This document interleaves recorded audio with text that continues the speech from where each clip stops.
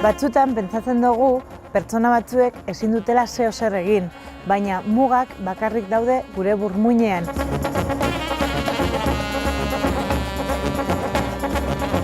Hemen zirkuan dana posiblea da, bakarrik bilatu behar ditugu beste bide batzuk, beste aukera batzuk eta nola heltzen garen helburu horrera.